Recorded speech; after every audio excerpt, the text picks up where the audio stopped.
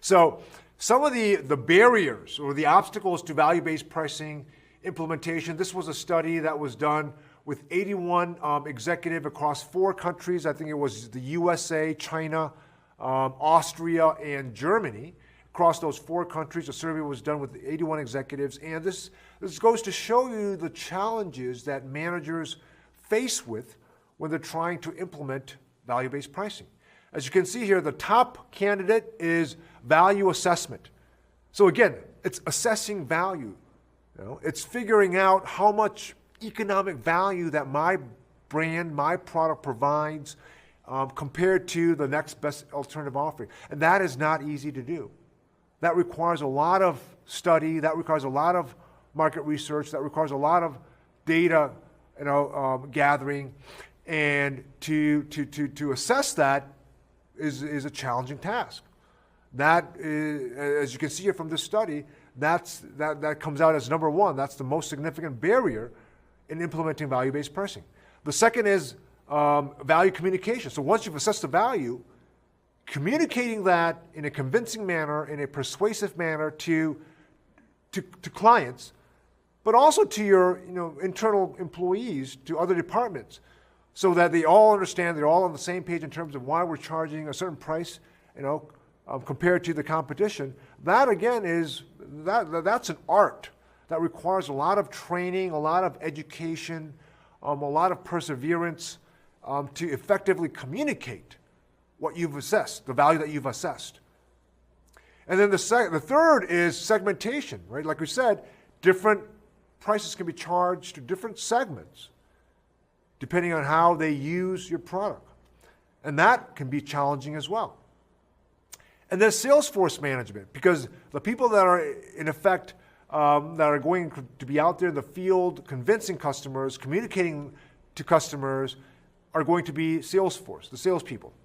So they need to be up to date, they need to be trained, educated in terms of why our product provides this much more value than the next best alternative offering, and therefore this is why we are charging this much more, because we're able to save you X amount of money, cost savings per year, and that's reflected in the price.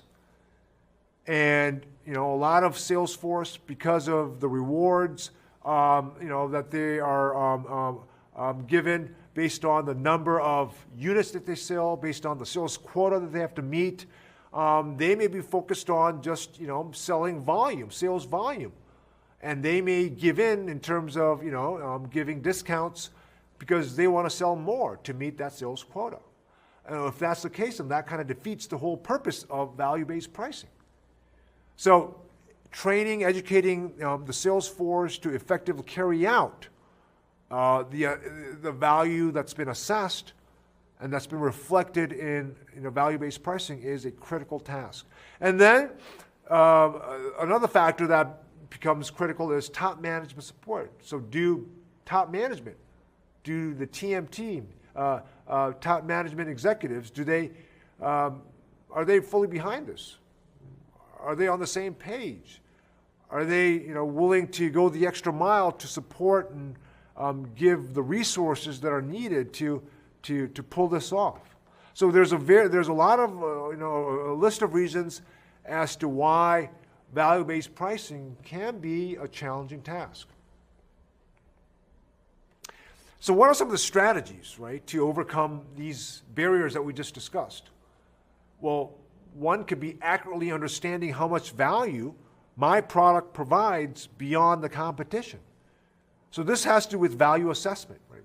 So if you don't understand how much more value that your product provides compared to the competition, how are you going to reflect that in the price? That just is not feasible. So the first and foremost is you need to understand, your product. What is your differential advantage? What is your unique differentiation compared to the competition? Can that be quantified into monetary terms? And then can that be reflected in price? And then more rigorous value assessment, which goes to our first point. And then train and educate salespeople so that they can communicate and convince and persuade customers of this value differentiation. And then, as we'll discuss a little bit later, the sales force they have to develop price getting capabilities so that the sales force do not give in to price discount pressure by customers. So the company may be excellent at value assessment. And they've done this rigorously, scientifically, and they've determined that this value-based pricing is the way to go. But if the sales force does not understand this, or because they're rewarded on sales volume or whatever the reason may be, and when customers require or demand price discounts and they give in, they yield to that, then they may not be able to charge the price that they've set. In other words, they're not getting the price that they deserve. They're leaving a lot of money on the table. So this goes to the importance of companies developing price getting capabilities of sales forces so that the price that they actually charge is very similar to the price that they actually get from their customers.